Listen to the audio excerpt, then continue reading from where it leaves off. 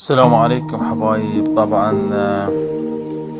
أحلى أجواء لما تمطر الدنيا وثاني يوم تصبح يعني الجو أزرق، الدنيا مصحية، يعني فد شي خرافي وهوا وصعد اتصال مع الحب، يعني فد شي خرافي. تحياتي لكم من البصرة، في يدكم.